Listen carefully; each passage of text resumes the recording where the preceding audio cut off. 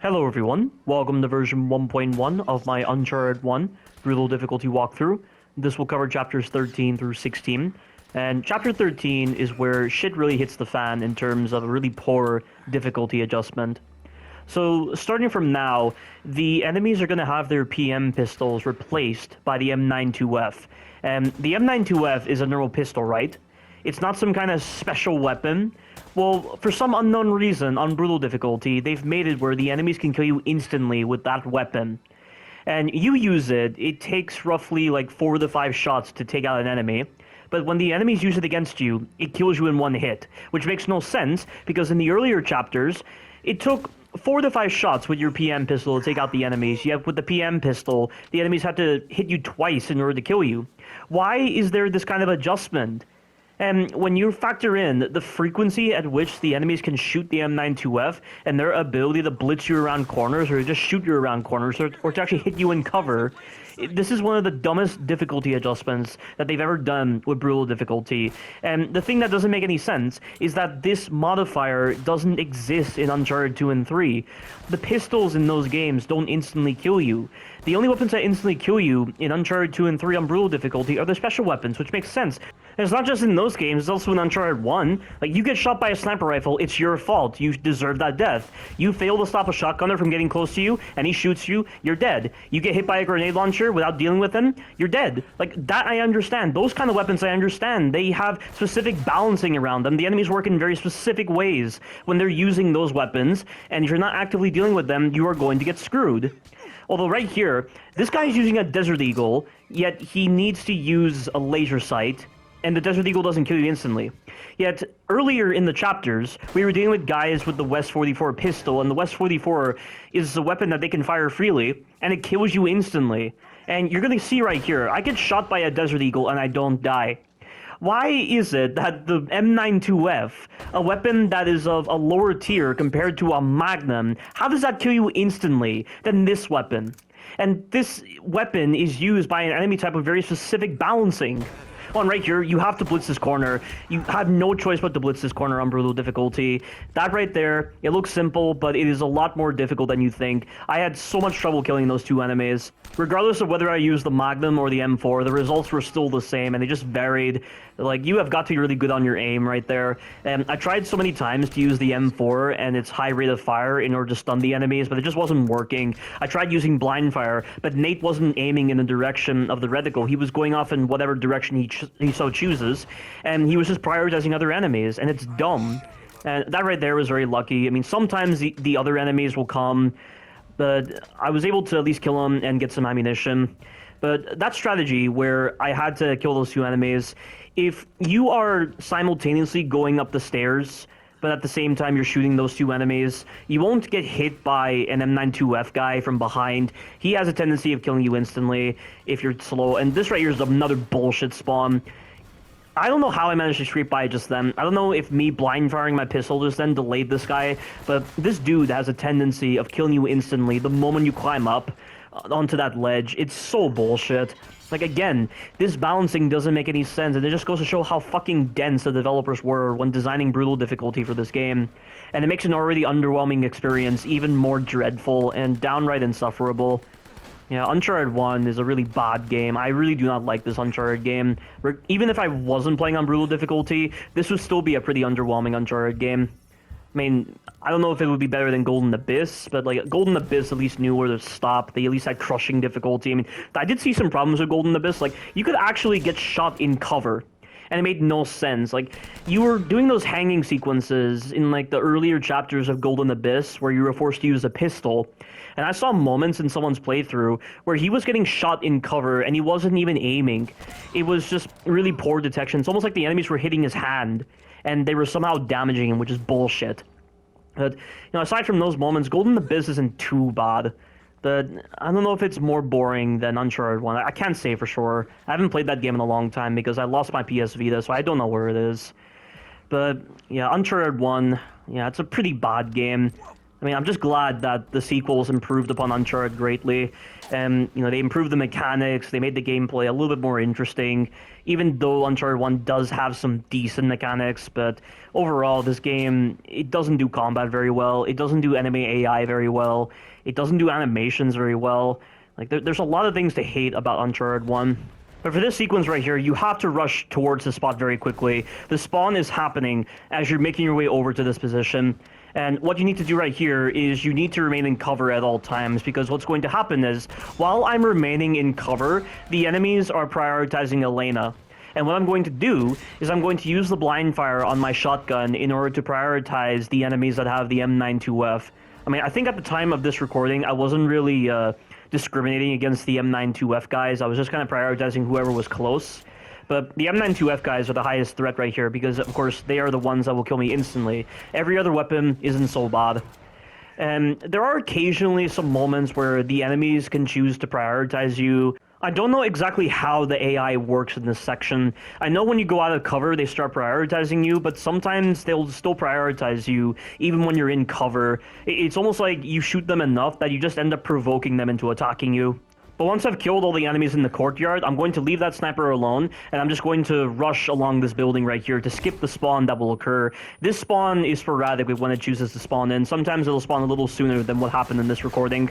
And then right here, you've got to take out this guy right here, hide behind this piece of cover right over here, and take out this guy. The M92F is going to really help here. I don't know if one of the enemies has an M92F. I'm not sure about that. But a lot of the other enemies have the M4, and some of them have shotguns. That guy right there had the Magnum pistol. So the rest of the enemies are just going to be down below, and they'll be moving around constantly. So it's random whether you're going to deal with this section very quickly, or if you're going to be spending time just waiting for them to pop their ugly little heads out. But I at least picked up the sniper rifle, so this will help in speeding up the sequence. As soon as they show themselves, I'm going to blitz them with the sniper rifle and instantly annihilate them. The Dragon Sniper on this game, it is a one-hit kill, but like I mentioned before, the shoulder swapping, why didn't they program the ability to shoulder swap while you're using the scope? In order to shoulder swap, you have to swap to another weapon, then swap shoulders, and then swap back to this Dragon Sniper, like what I did just then, where I swapped to the M92F, I swapped shoulders, and then I swapped back to the sniper rifle. Like, why do you have to waste time with that? Any other developer would have programmed in the ability to swap shoulders while you're aiming in the scope view, but the developers completely missed that. Like, again, there's just so much to hate about this particular Uncharted game, because it's the very first game. But I'm pretty sure there were games before this game released that gave you the ability to swap shoulders like that. I don't understand.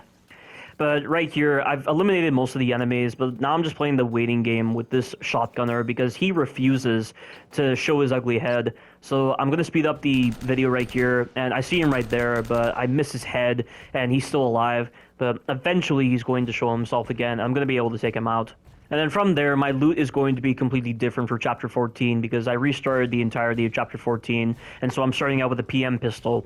And weirdly, when you start these later chapters with just the PM pistol has a damage reduction on it now because the enemies, they have increased health. Even Eddie Raja's goons have increased health. Like, originally, they would die after about 4 shots, but here, when you're using the PM pistol, it can take like 5 to 6 shots to actually take them out.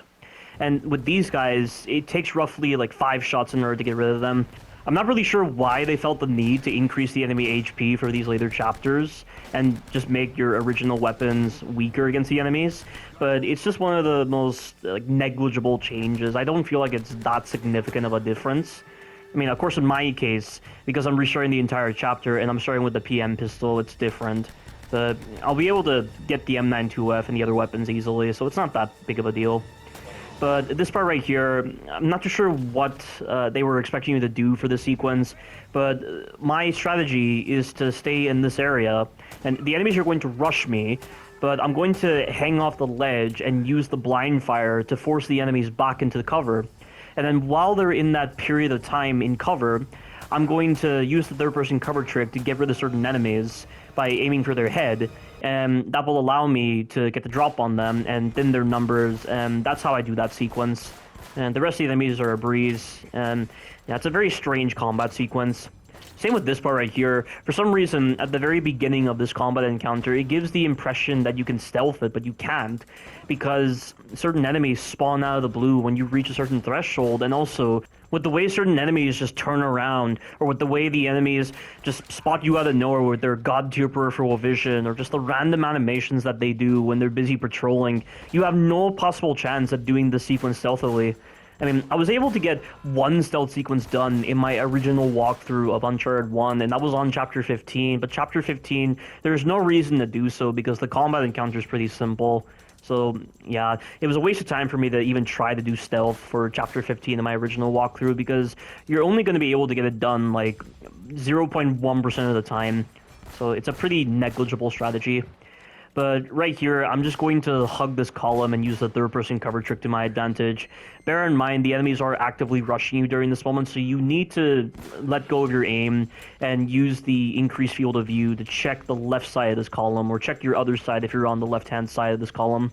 And I finished off the enemies, so I'm just going to go to the cover spot directly ahead of me, over by those benches over there. So hiding behind here, the enemies are going to spawn in when I go to this part of the cover right here.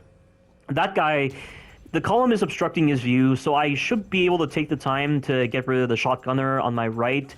But, you know, I realized this a little too late, that I could just aim for this guy.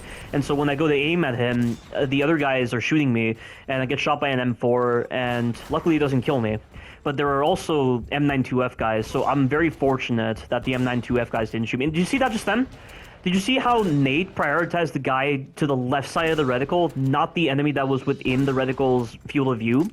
That's what I mean when I say, as much as they've updated the blind fire to have that reticle, they haven't changed the animation or the programming with the way it actually works in Uncharted 1. So that's why that reticle isn't very reliable. I mean, the only real utility for this reticle is knowing where the center of your screen is, so that when you're blind firing and then you aim, you'll know exactly where your reticle will be at the center of the screen. And so you can use this as a way of prematurely firing at enemies, and it's pretty reliable, and I use this in Uncharted 2 and 3 as well.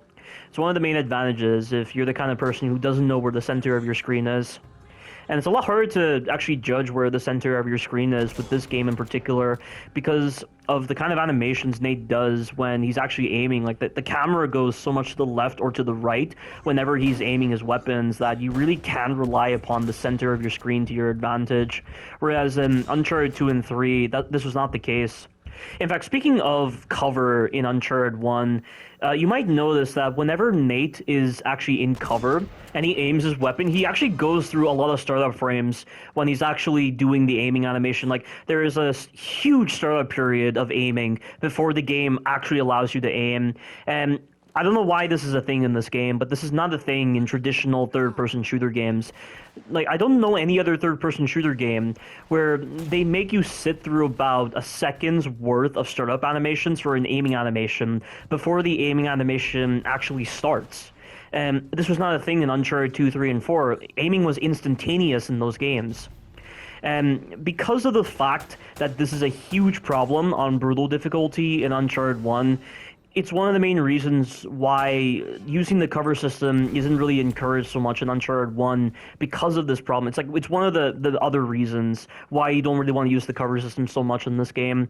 Like, really the only time you'll ever want to use the cover system on brutal difficulty for Uncharted 1 is when you're blind firing the sniper rifle, or you're trying to blind fire other weapons. But of course, as I mentioned before, blind firing with the shotgun is really the most reliable form of blind fire, because the way Nate's animation is when he's actually blind firing other weapons, and he tends to overshoot his shots when he's using pistols or assault rifles, and you have to spend time like aiming around the leg area of the enemies, and at times when you're doing that, Nate will accidentally shoot into the cover he's in. And this happens a couple of times in this recording where I'm trying to deal with enemies closing in on me, and Nate just shoots into the cover that he's taking cover behind, and so I'm not landing any of my shots, and it's pretty bullshit.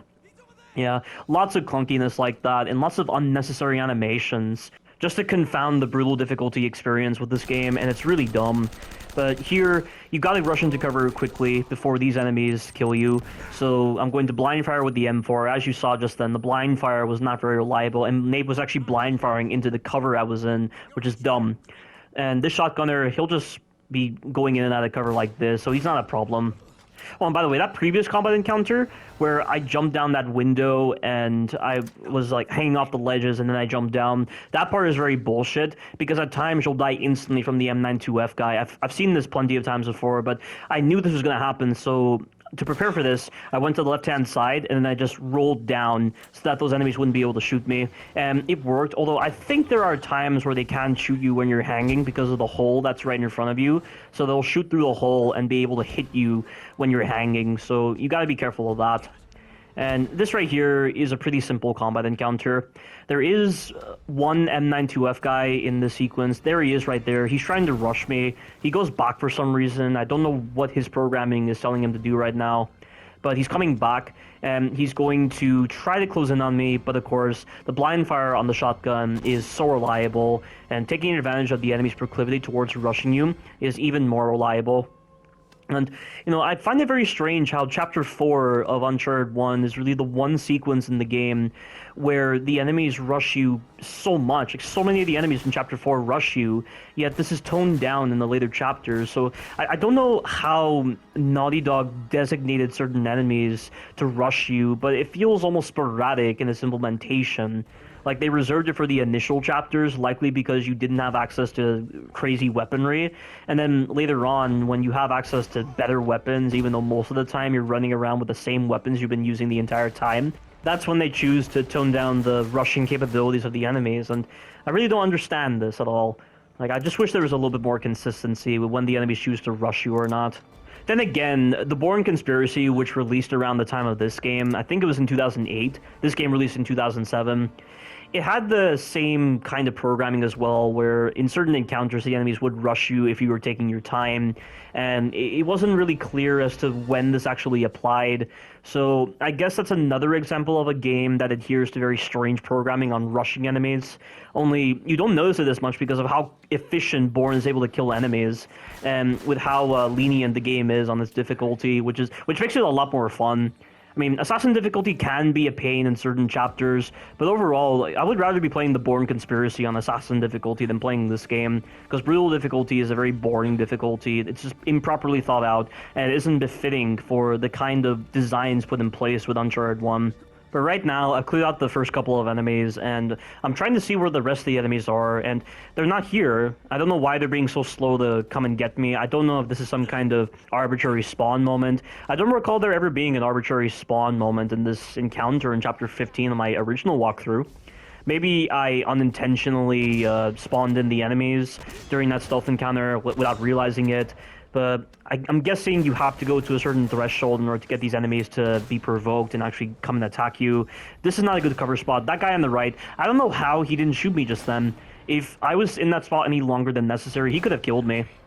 But all that's left now is just 3 enemies. These 2 enemies are the ones that are being active, and then the final shotgun guy, he's not even trying to push up, so I don't know what he's doing. You know, like I said, there's a lot of these sequences in Uncharted 1 where the enemies behave very strangely. But how have things been for you guys? Because right now I'm kind of in a tough spot.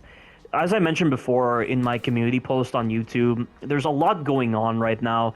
Like, the second semester of classes has begun for me, and I'm taking 4 classes, and that will be it for my graduate certificate. But 3 of the classes are focused on programming, and they're focused on R and Python. And 2 of the classes are devoted to R, and then the other one is devoted to Python.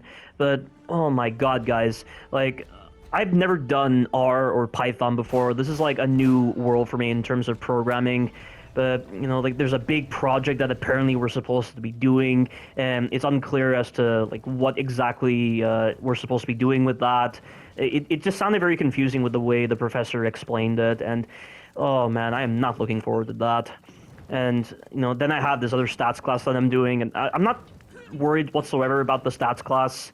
I mean, I'm confident I can just set up a study group or something, because that's just what I do with these kind of classes. I just try to set up study groups as best as I can, because, you know, I need to help out these other people. I need to balance my work life with my classes and with this that I'm doing right now. So, yeah. Programming is a new thing entirely, and let's just say that there's a lot of trauma associated with programming languages in my case, because my dick of a father was a pretty shit teacher, and he was a shit teacher throughout my entire life.